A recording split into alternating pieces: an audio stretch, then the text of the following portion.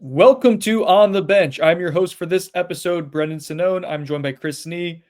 I don't know why I always introduce myself, Chris. I feel like it's kind of a verbal crutch at this point. I think people generally know who we are. Creature of habit. Creature Comforts. Great beer. If anyone wants to sponsor us who does beer, we also do whiskey. Speaking of which, before we get into what is a pretty important episode of On the Bench, a shout out to our sponsor, Chattanooga Whiskey, crushing it in the craft distillery game. A new line, a new introduction to an addition to their line, maybe. Sorry, Chattanooga Whiskey. I'm usually apologizing to Colin, but their rye whiskey, which I've spoken very highly about. I'm not usually a huge rye fan, but this one I find to be exquisite. They're now doing a single barrel offering of their rye. So it's going to be the same kind of mash bill as their standard rye, where you get 4 different grains, 3 different malts. Like no one's having that much detail in your standard rye. It's usually 2 or 3 grains. They're going all out because that's what Chattanooga Whiskey does. But the difference is that it's being single barrel picked and quality selected, and it's not just it's just going to be a little bit more nuanced than the original one. So be on the lookout for that. It'll be in Florida, be in Georgia, throughout the Southeast. But anything Chattanooga Whiskey does is really, really good, and I dare say elite with their 111 proof when you're talking about value and whatnot. So anyways, Chattanooga Whiskey, and then the Turner Group. Colin, Amy Turner do an awesome job in the home selling market. If you're looking outside, you're like, oh, it's spring, it's beautiful. There's birds flying around and flowers blooming, and it's all beautiful, but you don't love the inside of your house. You're like, you know what? I want to move to a place that makes me feel like how it looks outside. The Turner Group is who can help you get to where you want to go, literally, especially in the state of Florida. Call an Amy Turner, give them a call. The Turner Group. All right, Chris, FSU, speaking of moving, probably not moving anywhere for the foreseeable future. You see what I did there? It applies to conference. As the ESPN report came out today, that Florida State and Clemson are expected to settle, expected being the key word there, with the ACC. That would end more than a year-long lawsuit with Florida State in the ACC and nearly a year-long lawsuit with Clemson in the ACC. No one else joined Florida State in this, and there's going to be a lot to, other than Clemson, there's going to be a lot to get to here. Let's just jump into the nuts and bolt of it, and then we'll get into further information as well, Chris. But this is the end of an era potentially for you covering court cases, at least for the foreseeable future. Is it? Yeah, no more Venetian Salami in my future here, so I'm kind of disappointed. What? No, wait. Let's stop there real quick. What? Venetian Salami was a case referenced in Leon County Circuit Court regarding jurisdiction, and it was referenced probably about 15 times in one day before lunchtime. So I, of course, had to have an Italian at lunch because, I mean, it had been beat in my head. It was like social media just pounding me in the head. Yeah, Venetian Salami just beat you in the head. Yeah. So, hey. So the big thing with today's announcement, or non-announcement, but ESPN reporting via sources, with ESPN being one of the people involved in this case as a party to the ACC. It is a muddying of the water. As much as we think highly of Andrea and David, it is a. I mean, it is what it is. Like, yeah, ESPN's a party to the ACC, and obviously has an interest in keeping 2 great. It has been named in the lawsuit that Florida State had too. So it's complicated. 2 main things come up in it. One's called the brand initiative, which is a really sexy way of saying unequal revenue sharing. And that's a 5-year rollover of TV ratings, kind of helping to approximate what schools should be paid with differing value levels. It's really, truthfully, it's something FSU vocally said in May of 23, I want to say, at the ACC spring meetings when AD Alford was very vocal, both in the closed door meeting with other ADs and trustees and such of the league, of other schools of the league, and then vocally with the media, that, FSU wanted to basically get paid for their brand value, and they weren't the only one in the league that was probably deserving of such. Obviously, Clemson, who's right there alongside FSU in the lawsuit world, is another party of that. If you're doing a micro version of that and just taking like 2024 TV ratings, you're talking Georgia Tech was one with FSU and the Georgia games being big reasons why Georgia Tech scored so high in average ratings. Miami was 2, obviously, for much of the year viewed as the best team in the league and a team that had plenty of star power with a guy like Cam Ward leading them. And then FSU, who was 2-10, as we all know, this past season, was still in the top 4. They were the 4th team there. Clemson was the 3rd team. So it kind of speaks to that. But the idea, the way it was explained, is the brand initiative, in quotations, aka new revenue distribution model, is based on a 5-year rolling average of TV ratings. So, not to get too much in the weeds with that, but obviously, if you're a school that consistently draws viewers, and FSU is certainly that, and Clemson is second to FSU with regards to that consistently within this league from a football perspective, then it's going to benefit you. The other, Financially, what does that mean, Chris, for Florida State, for Clemson, for the Blue Bloods who really so, advocated for the Miami UNC to a lesser extent, more behind closed doors? Obviously, so they the way it was explained was the brand initiative will be funded through a split in the league's TV revenue, with 40% distributed evenly among all 14 longstanding members, not the SMU, Cals, and Stanfords of the world, but everybody else, and 60% going towards the brand initiative, again, the unequal revenue distribution model, and distributed based on TV ratings. So that means that there will be an unequal level for that. So a school who is at the top there has a potential of earning up to $15 million more. Not a 15 or certainty that more they is what it will. is. I was correct on the board. It said 15 or more, but I think 15 million is But I just think 15 is viewed as sort of the starting figure with what the revenue currently is. I would presume that model is based on what the revenue's been either over like a 2, 3, or 5 year stretch. And that's where they're getting 15 million. Obviously, if revenue of the league dramatically increases, so does that number because all of it is percentage based, I'm sure, as it is with 60-40 split. So it would mean in most cases that a school like an FSU, a school like Clemson, this past year, a school like Georgia Tech, and a school like Miami, if over a 5 year stretch they're consistently like that, their potential of earning more revenue solely based on essentially their brand value, their viewership value, exists. It's the exact thing that Michael Alford spoke about in May of 23. yeah, it's And what Florida State wanted, and that's yeah, that is an important part of this equation. Is that Florida? We'll get into like 'cause I know there's going to be fan. It's polarizing, right? And I know you. who won this in Well, quotations? I mean, Yeah. yes, that's part of it, but you even have talked about. Man, this is something that we've gone back to November, kind of indicating this could be a potential. Like we didn't have the exact figures, but something that would pay you with incentives comparative to SEC and Big Ten schools, which just for the math for people at home, and correct me if I'm wrong, Chris, ACC teams are going to be making about 45 million per year based on TV deals and other sources of revenue as well. There's a little bit of nuance there, but that's generally it. In the next few years, SEC and Big Ten schools are going to be making between 60 and 70 million. Right now, they're about 50 to 60 million, I think, depending. I think SEC is 50, Big Ten 60. I could be wrong, and that's just going to keep going up. So that gap, when you talk about revenue gap, is going from about 5 million to 15 million a year to 10 to whatever. Is just going to keep going up to math, but it's going to keep going up year over year. It becomes problematic. That's what Florida State has kind of banged the drum on, right? Yeah. Now, if you're making 45 million as a baseline, with like if you're gonna not be on nationally televised games, it's gonna be a little bit less than that. Some schools in this are gonna lose money, uh, but they viewed that like a Wake Forest or someone that's probably being better than being where Washington State is right now and seeing the whole league blow up. That's all to say. If you're a program like Florida State, the potential to be making $60 million a year, maybe a little bit less than that, uh, give or take some, like exists if you're doing well on the football field. And if you're doing well on the football field, you're going to be getting eyeballs on your product because that's who you are. So you'll be competitive for the foreseeable future until there's a chance to exit the league, which we'll get into. Does that all make sense? Does it all sound correct as you understand it? Yeah, I mean, there's a brand initiative. There's also the success initiative, which has already existed. Wasn't something that came out of today's items with regards to a potential settlement that's expected to be ratified essentially tomorrow by the 3 boards of trustees, FSU's, Clemson's, and the ACC's. So there is those 2 things that create this pot of additional revenue that can push your total there.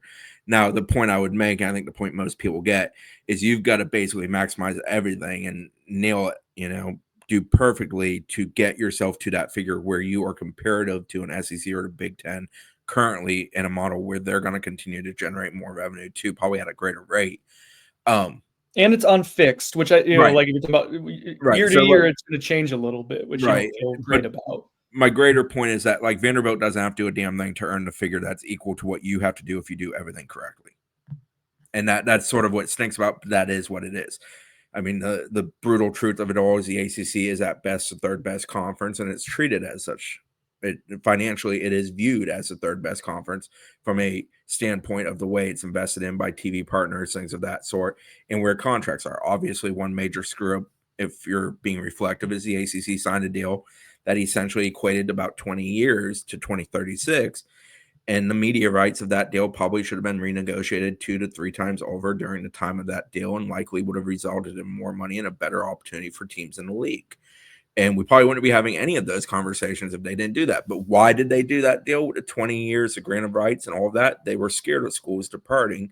They believed that would bring solidarity to the league in the sense of locking teams in. And in some reality, it did.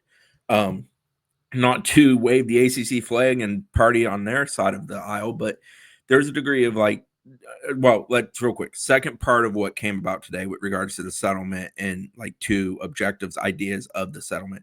The second one is that there would be a exit fee plus the cost to depart. So what we used to talk about was exit fees and the grant of rights, and that being this enormous figure because the cost of grant of rights was viewed as potentially like $500 million over 10 years. That figure would change as a combined sum to around 100 million or less than 100 million is belief, according to the ESPN report. It didn't have specific figures, but it had that. It would also coincide from the standpoint of when that would come about is 29-30 season is when it's expected to drop below 100 million. Coincides with when the Big 10 and the Big 12 in 2030 both are renegotiating. I believe college football playoffs, the 31, I want to say. I think it's 1 year after the Big That's 10. correct. Or I'm sorry, after the Big 12. So you've got those three things kind of falling in line. And we've talked previously, brought this up on other podcasts, that there's a large belief that the 29 to 31 window, especially 30, is very much viewed as like a pivot point of the potential Power 2, P2 breakaway or super conferences and the reformation of how college football is viewed. Instead of there being FBS and FCS, they're almost being another level, everybody else in FBS and FCS. And we kind of already see that in some form and fashion, but I'm talking like a true hard breakaway, like autonomy for those top group teams, more select amount of teams, whether that's 40, 60, whatever that number lands on, things of that sort.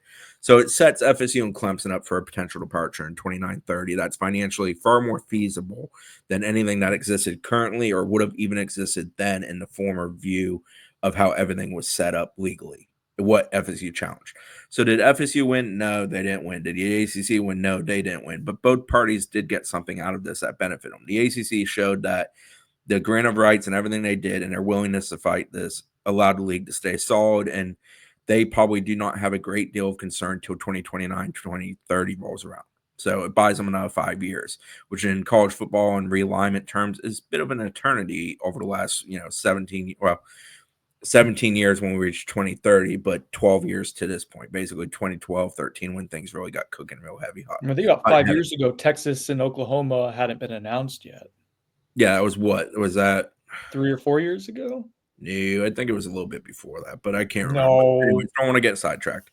The other thing with all of this is I would say FSU won. They obviously took plenty of punches to the face nationally for being kind of verbose and about this and doing it, but somebody had to step out and do it. And FSU was the first school to be willing to do that. And did they sink multiple $1 million into legal fees? Yes. We'll try to get the exact figure. I've heard ballpark 4 to 5 over, a couple years of really going about this. And then obviously a great deal. That's the real winners, billable hours. Yeah, man. They won. But like if FSU never did this and then subsequently Clemson joining the fight, the changes that are coming about with this settlement would not have come. This wasn't somewhere the ACC was going to roll to this day in normal circumstances and be, hey, we're going to change that whole exit fee thing. We're also going to do this on equal revenue because you did try to do that. Yeah. So FSU had to do what they did to get there. Now, did they get the ultimate outcome people wanted, which is departing the ACC, which is viewed as a lower tier conference? No, they're not going to get that. But for them to get that via a legal fight, what they were currently going through, it was going to be long lasting and there was no certainty they would get it. I would honestly state opinion wise that the 29-30 exit versus a legal battle potential exit, that time frame might be the difference of 12 months in the sense of court maybe providing it a tad bit earlier versus you getting it in 29-30. But the financial cost of doing so while also not getting more money via the brand initiative and other things that are coming about with this, that wouldn't have existed. So that in that sense, that's a win for FSU. But like I do understand people that are going to be a little herky-jerky about, well, we were very public about this. There was some chest beating when it started. They diluted the value of the conference, which the conference did an exquisite job of diluting its own value. But Don't get me wrong, but it was man, already just to be fair, you a week ago when we were talking about or maybe 2 weeks ago, you were like, yeah, you don't love the idea of staying in the no, ACC. hell no, I hate it. Okay. I mean, if we're being honest, I hate it passionately. The league stinks. It's about to be a 3-bid basketball league. It used to be the best basketball league in the country. Baseball I just want you wise, to strip away the towing the line bullshit. There we go. That's exactly what I wanted. Thank every you. Friday, Saturday when I come home and watch a baseball game on ESPN Plus or SEC Network Plus, and I'm looking at their baseball stadiums versus the one we play in, yeah, it pisses me off. They've got a lot of money. They're allowed to spend it. It costs FSU to be good a lot of money, and that money is having to be generated in other ways than just their media deal, and that ticks me off. But no, I mean the ACC is the redheaded stepchild. Let's not like mince words here. Like Jim Phillips hasn't done a very good job of making the ACC viewed better. To his credit, he did a good job battling in this situation and being bendable and allowing things to happen where it was a positive for both parties. The league not falling apart, those schools also getting a little bit of a better deal, things like that. So that's a credit to him. But like this league is falling behind in the sense of the way it's viewed. FSU getting not allowed in the playoffs 2 years ago is a prime example of that. I don't need to remind anybody listening to this podcast about, but there are plenty of other examples where the league is just not viewed the same way as the other two. And that's because the other two are bigger. They make more money. They make their TV partners more money, and their TV partners care more about them. And that's the plain and simple truth of it. And as long as that's the case, it puts the ACC at a disadvantage. And you're going to see that disadvantage in competition on the field, the facilities they play in, and the ability to recruit. All of it's going to permeate throughout. And that's why I don't want FSU to be in the ACC. But I also understand for FSU to get out of it, it was going to be a monumental amount of money in the current structure versus far less money after waiting a few years in the new structure. I also understand that the court case, trust me, probably more than most people, was just a never-ending pain in the backside because it was at a snail's pace. There was not going to be a summary judgment that benefited either party. It was going to be litigated with appeal after appeal, and it was going to move at an extremely brutally slow pace and not get to the resolution people were looking for. Chris, The Maryland, go ahead. Do you have any theories as to what? Because so part of this with the second point that you made with the 2029 and 2031 renegotiation and the price for the grant of rights will go down.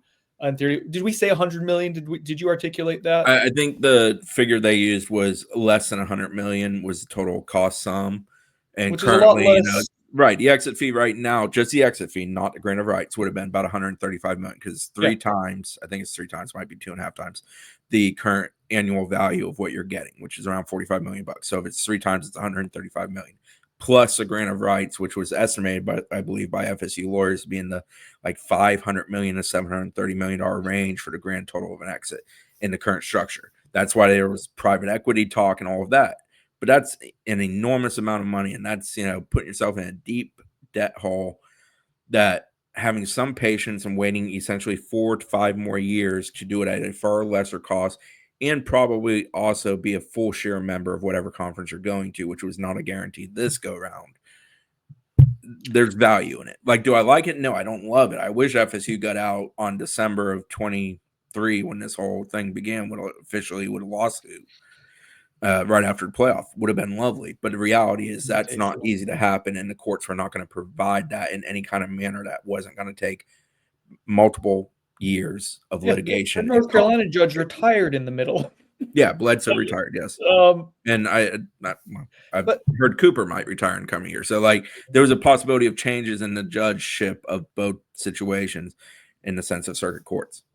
So the question I wanted to ask is, so with the context of like everything that we've mentioned and the potential money that was in play here and what you've negotiated for, like for me, like when we talked about this back in November, December, I thought this was going to be an agreeable outcome, one that like got you to where you want to go. Maybe not literally, but you were able to get where you want to go financially, and I thought that mattered for the foreseeable future. What I'm wondering is why did do you have any theories as to why now? Why the ACC?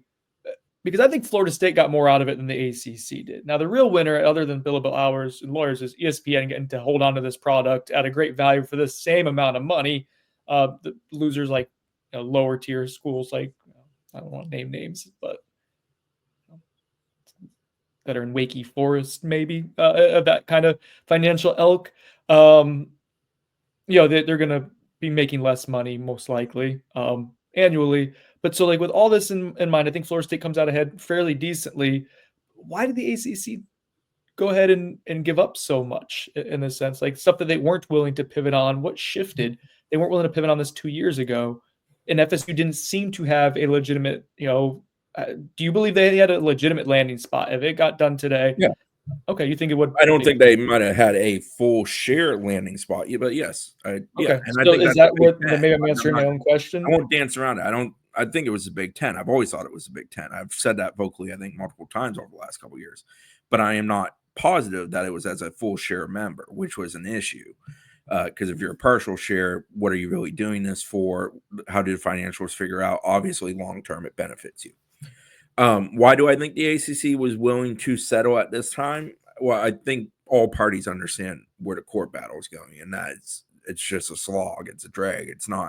There is not a resolution coming anytime soon in the courts. Neither party was going to bend in the sense of saying, well, okay, we're done. This is But over. if the grant of rights was so settled. ironclad, if it was as ironclad as it was led to believe, which I think we realized during this, there was some flaws in it. But if you felt as good in the position as ACC felt like it was going into it, then I think there's more to come out as to why. I think FSU comes out. Trashing your own brand is probably one part of why the optics of that. That's one thing I thought of. Yeah. I think not that the parties are going to be kumbaya, but I think FSU, Clemson, and the ACC being in a good alignment is very beneficial for all three parties, but it's wholeheartedly beneficial for the ACC. Not to act like last season it happened and FSU didn't go 2-10, but those are the two schools that literally carried this league at the top of it from a football perspective and have traditionally for well over 25 years, and certainly the last 15, 20, where Clemson's been phenomenal and FSU filled in some of those spots around Clemson when they've been good. And FSU obviously has a national title there in a little over a decade ago. But it's beneficial to the ACC. Continuing a legal battle was just throwing money at a problem that wasn't going to get resolved. And I think the ACC was willing to do that because they weren't going to just walk away from it. And obviously, I think FSU and Clemson were both willing to do that because they both believed in what they wanted and ultimately need to get. But I think the settlement is sort of the middle ground. And I think it's mutually beneficial for both parties. Let's be honest. The ACC brought in Cal, SMU, and Stanford in case they did lose an FSU, a Clemson, and a North Carolina, who was always the third party but never jumped into the fray because of the hierarchy and politics that go on at that university.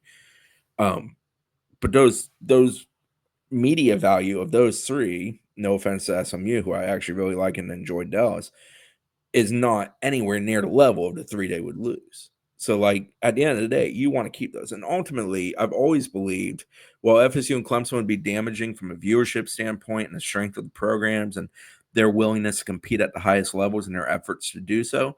Losing UNC, especially to potentially the SEC, would be like driving a knife through the heart of everything the ACC's ever been about. You're muted, Brendan. You know in the Predator, when Billy gets his spine ripped out and the Predator just kind of waves it around? That's North Carolina. Like, North Carolina would be like the death blow if your league doesn't exist anymore. You're like the Pac-2, and nobody cares, even though you still have 14 teams. How about North Carolina never joining the lawsuit? All right, let's bring in Zach. What? That's good old politics, man. Whatever. Zach Blossing going to join us now. Zach, backstage, Hello. listening to that riveting talk. What did you? No, we don't have to keep talking about it. Please. Report card though, real quick. Let's report card it. All right. ESPN gets an A+ for not having to give any extra money, right? And they get to keep it, so they stay. What would you give Chris Florida State? C. What would you give ESPN? ESPN? I'd give ESPN. Or no, sorry, ACC. My bad. ACC? I'd probably give the ACC a B-. Okay. They kept their two biggest properties. What would you give? Ultimately, that was their goal, keep their two biggest properties, and they did that. And they are keeping them for 6 years. The reason I give FSU a C is because FSU wanted out of conference as the big grand goal that was probably non-achievable, but they still earned a great deal more money. And truthfully, the C will improve because they're going to get the hell out of here at a lot less money in 29-30. hopefully. Yeah, I thought it was a win for Florida State, and I thought it would I was cool with this outcome for a while. I thought it was a decent, well above a compromise for you. But I'm just glad the paper trading of appeals and all that's over, because it reached a point where like nothing was being accomplished from a legal standpoint. And I think everybody knew that. That was the best part. I absolutely love when there's a legal filing. It's, hey, we know this is going to slow it down for at least 45 to 60 days, but this is wordless, and that's what it felt like. Zach Bayer-Sinone, sponsored by the Turner Group. a Venetian sausage or salami. Sorry, excuse me, slapping you in the head. Sinone. It's probably fair. I think that'd be most of our answers. What's the context of that? It was Venetian Salami was a case brought up repeatedly about jurisdiction in Leon County Circuit Court. I mean, talk about Chris is listen. We have thousands of there people for the play-by-play of the court. Know what we're talking about. We already explained it at the top of the show, and so now you're just so people understand what I'm married to here. We're re-explaining this at the top. We explained it already at the top of the show. I'm flustered now. And now Zach, it was just a joke for everyone who would listen, but Chris just re-explained it to one person, so thousands of people who heard it now had to hear it again. But they need to hear it at least 3 times to remember. That's the rule. It's like Beetlejuice, but for Venetian sausage. This is salamis. Damn it! We only say Beetlejuice twice. Beetlejuice. Okay, Zach, you were down, or you're living down there, so you weren't down there. You're just chilling, right? Miami? Yeah. It's down for you because you're in Fort Lauderdale. All right, 3, 2, 1, focused. You're at the Under Armour Combine in Miami, and you've been at a magnitude of events the last few weeks. One thing that I want to get your opinion on that I find interesting as you're talking to different players, talking to different reporters, talking to area coaches, context all over the place, talking to different people. What's the buzz with Florida State right now? New coaching staff and new defensive staff, Gus Malzahn. What are people saying? What are they thinking about Florida State coming off of a 2-win season on the recruiting trail? Yeah, well, I think there's layers to this. So I think first off, when you're thinking about high-end 5-star level talents, I would not consider Florida State a real player for very much, even just a few of those guys. Right now, looking at that, top end of our rankings, and I know that stuff changes, but just in general, right? The top end talent who's being pursued by some of the top programs in the country, not mentioning Florida State a lot, to be honest. But that the honesty is good. We're all about honesty and transparency. Yeah, the next tier is kind of where I think FSU will find more success. Guys that maybe, some of these, Georgia, Alabama, Ohio State won't be venturing to as much. I think those are kind of the names that FSU needs to focus on. And those are the ones that I've talked to that have the most interest in Florida State, the high end talent, I guess I should say. And then, obviously, I think they're going to have to do, coming off a 2-win season, some good scouting and find guys who provide value, have elite measurables or traits or testing, who might not be as developed right now, and kind of live in that ballpark as well. I mean, I definitely think that's part of what FSU is going to have to do if they're going to field a nice high school recruiting class. Early on, it's tough to make projections, but just based on talking to some of the top end guys in this 2026 class, I would not project FSU to have, probably a top 10 class at this point. But who knows? Well, they've never had a top 10 class, so you're not really going out on a limb there, Zach. Yeah, but it's something that we brought up is how it was important for them to improve upon their high school recruiting outfit and, just make sure that that's a priority, landing top end talent. And I'm just kind of saying at this point, I haven't seen a stark change in FSU's involvement or their standing with a number of those players since, we saw the changes to this coaching staff this offseason. And I guess moving forward, I'm just kind of aiming to see how they close on some of their top targets in the summer months after these OVs take place. but yeah, I mean, there are talented players that FSU has a real shot with, but ultimately, like I said, it's going to come down to how their ability to close, and we're going to be able to judge a bulk of this new staff, this new look staff, on how they're doing with their specific positions. I think I'm going to drop a story later today, kind of my early thoughts on how each position group is being recruited. Okay, I want to stop there and talk about that real quick. That's a good segue. Real quick, to Zach's very first point about top kids. On our top target list, I think we have 10 of the top 100 guys listed as top targets for FSU, and that's according to 24/7 rankings. But among that group's an Xavier Griffin, who's already committed to USC, Lamar Brown, who is literally on the campus of LSU, Keyshawn Henderson, who's been a long-time commitment to Houston, we all feel is kind of a reach at this point for them, probably the third or fourth most likely quarterback of the top 3 or 4 they're recruiting. A Derek Cooper, for example, who Zach saw this weekend, and FSU was not really a major player for. They were early in his recruitment. That has faded over time.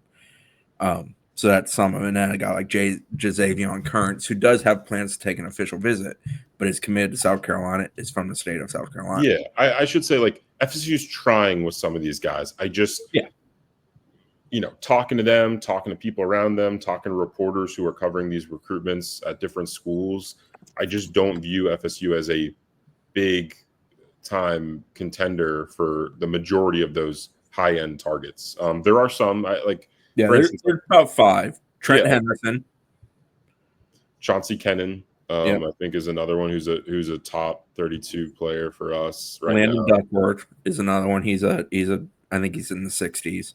Yeah. So there's a few, but I mean, those are the select few that I think FSU has a realistic shot with. And even then, I mean, you look at all these recruitments, and Trenton Henderson, I mean, that's competing against pretty much every big time SEC school. Same with Chauncey Kennan, who's, probably FSU and Georgia are his top 2. So it's just, I mean, FSU is going to have to win some of these battles, but I guess my overall point was I don't think they're involved in as many battles as you would like them to be with those high-end, blue chip talent. Yeah, I agree with you. I was just putting a number to it a little bit while you were talking about it. So, Brendan, you were going to bring up a point when you talked about how is each position group being recruited to this point in time. Yeah, and we'll direct people to Zach's content that he's going to put at Knowles 24/7, but I think I want to do like a bookend. So, like, for you guys, and I'll start with you, Chris, and I would like Zach's thought on it as well. A position group, when you look at the board, how it's kind of composed right now, that like which one that you feel good about with realistic top tier options, good backup plans, even like they're doing work on like C-list guy, like which one kind of gives you some confidence where you see realistic options, quality, quantity? What position group do you like the board of the most right now going into spring? I know you got. Go ahead, Zach.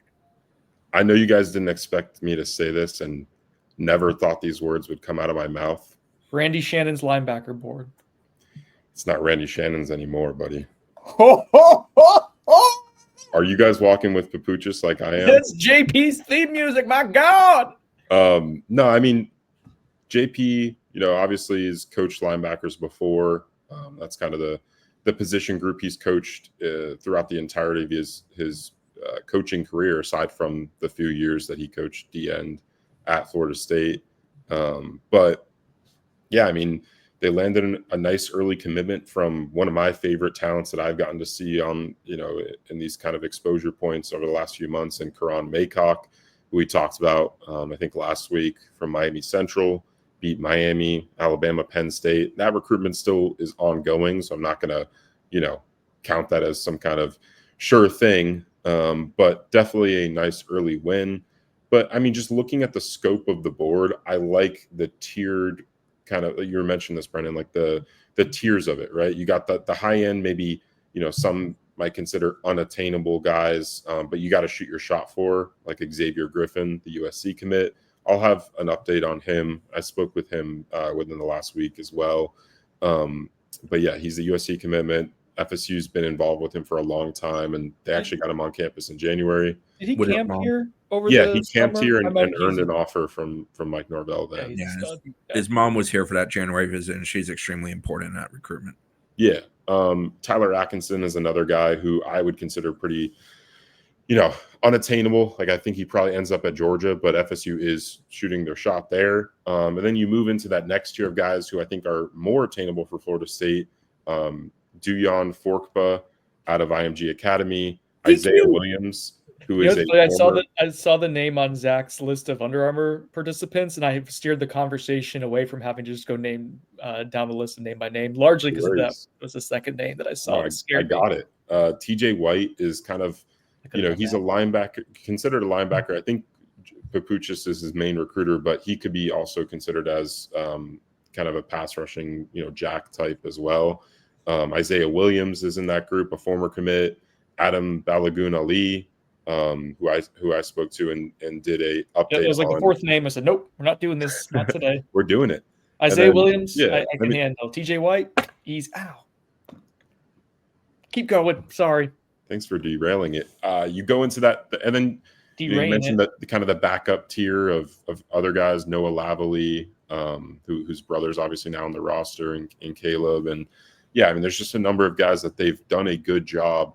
Sharp. Yeah, he's got an OV sets at Florida State, and there's tiers to it. It's a nice board, which I think is kind of the model for what you'd like to see from most other position groups. And that's not to say that's the only board that I like. I like the O-line board, the tight end board. Oh yeah. Me. I mean, geez, Chris, you don't like it when other people jump ahead, do you? I don't. As actually trying to give praise to everyone here. I like the O-line board. They have real quick. We need to stop this. We need to stop this. This is seismic. People are going to want to know this. All right, go ahead.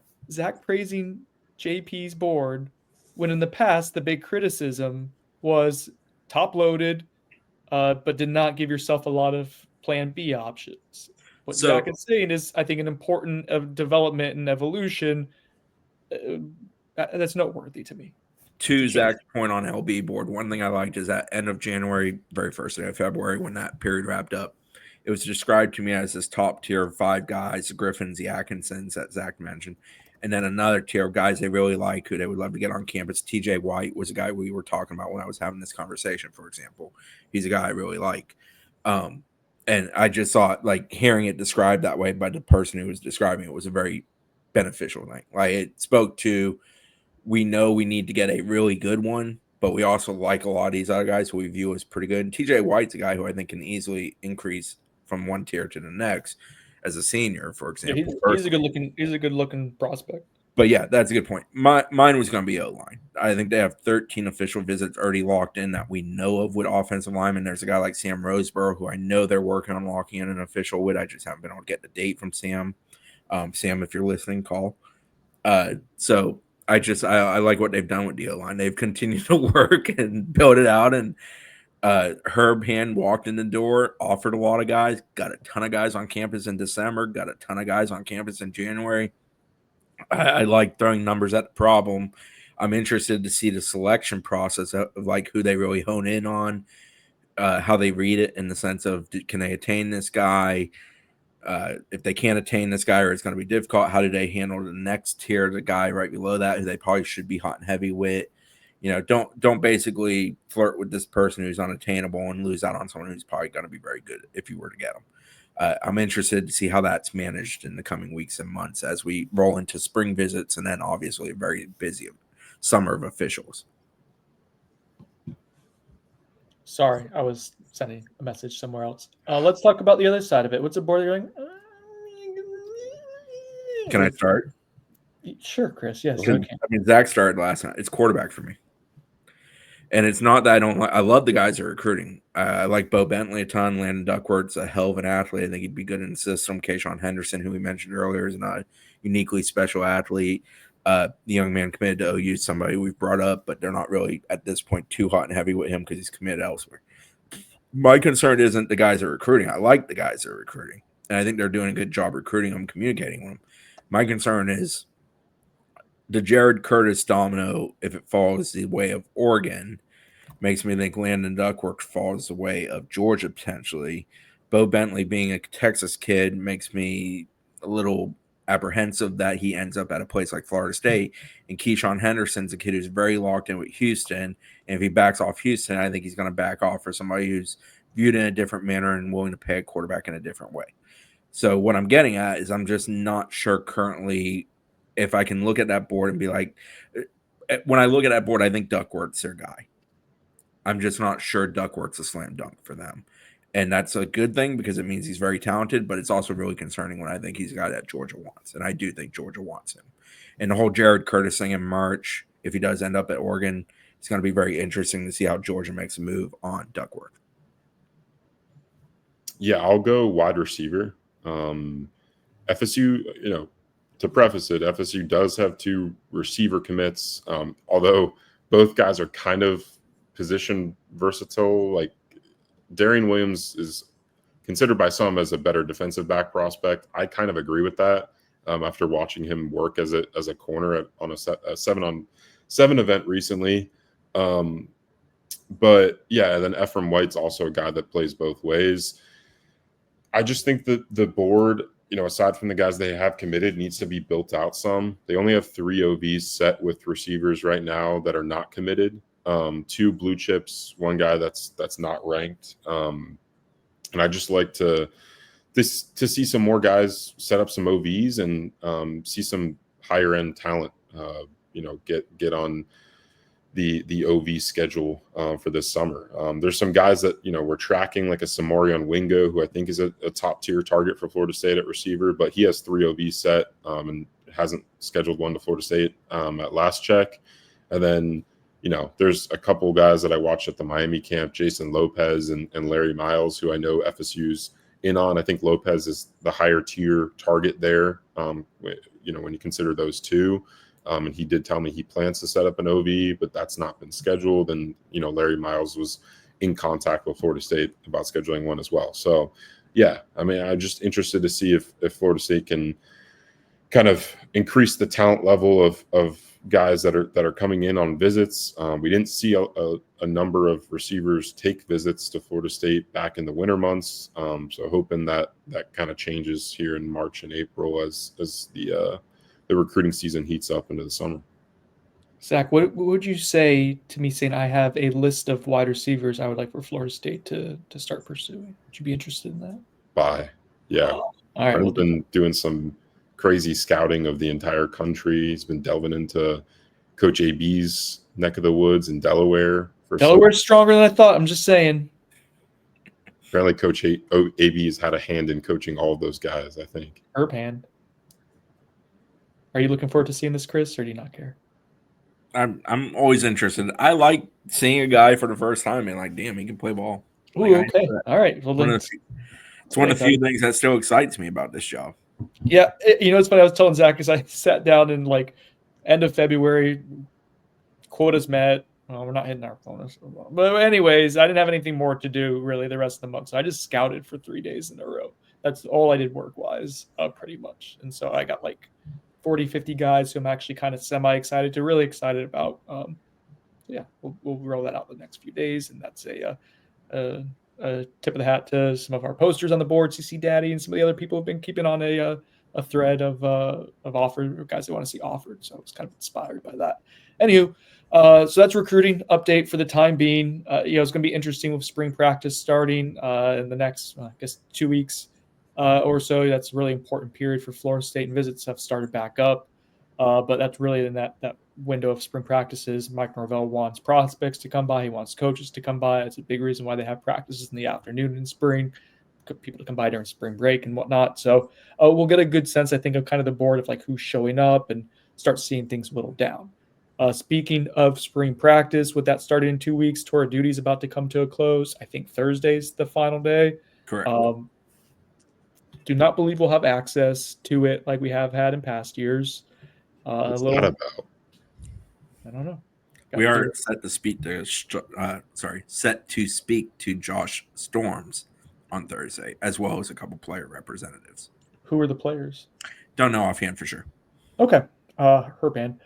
So anyways, we won't be there to go ahead and give you our thoughts and details and tell you who runs fast and who does it. And then maybe just. I mean, all of that came true last year, so I'm heartbroken that we won't see it this time. Hey, man, AZ Thomas. I know, I'm joking. He's Josh Farmer, good athlete. It wasn't an unathletic team. Anyways, we will have some scoop for you guys. I think tomorrow with some Tour of Duty nuggets that we've compiled as a staff at Knowles 24/7. I'll handle the offense. Zach will handle the defense. What's just a tease, Zach. We want people to go to Knowles247.com and sign up. Why people on Twitter are being extra antsy about when I put something out that's premium and everyone's spoiling it is happening lately, I don't know. I don't like it. Stop it. I'm going to block you if you do it, and then you're going to go and bitch about how I blocked you. And you don't block me on Twitter. You know what? Elon Musk, the one reason why I wanted to block people on Twitter was so that way they couldn't bitch about us and then still read our content on Twitter or share it. Now they can still do it. So it defeated the whole purpose of what I wanted to do. I'm not antsy at all. Zach, go ahead. Defensive. One moment, Zach. Buyer Sinone, Brandon, do you feel better? No, I wish you guys would have joined me. Sinone, I didn't. Okay. All right, go ahead, Zach.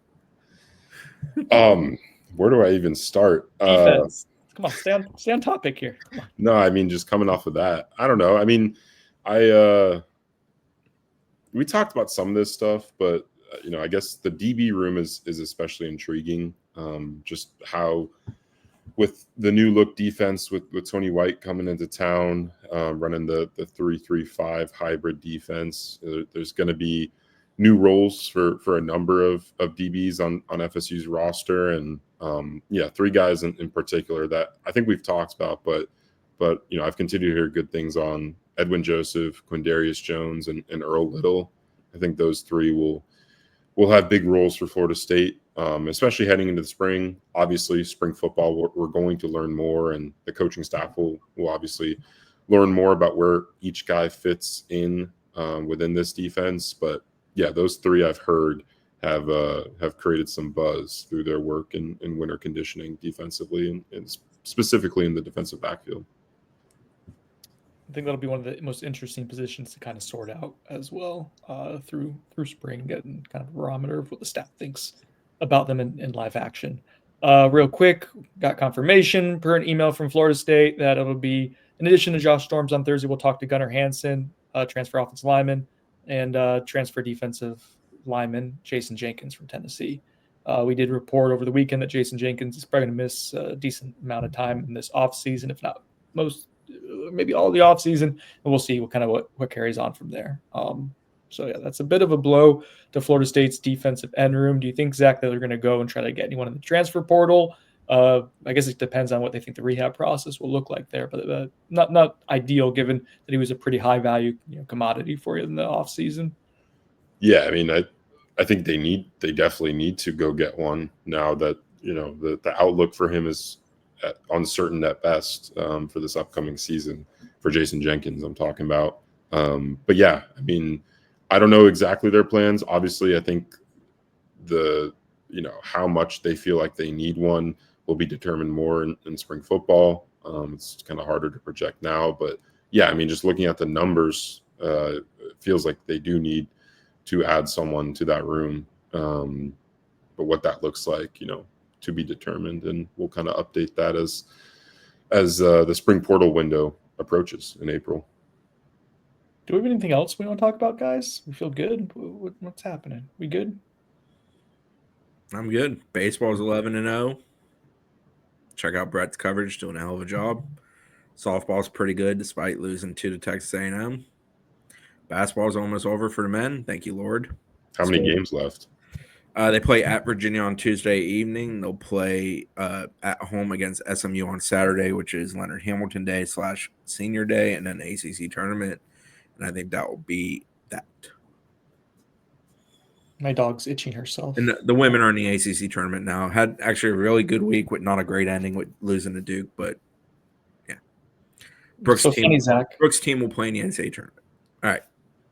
What's funny, Zach? What are you laughing at? Nothing. You're just on one today, as the kids say. It's the Cortadita that did it. Okay, let's wrap it up here then. For Chris Nee, Zach Blossstein, I'm Brendan Sinone. This has been On the Bench. Thank you, everyone, for listening, for watching. We'll talk to you guys. I really don't know when. Goodbye. soon. Maybe.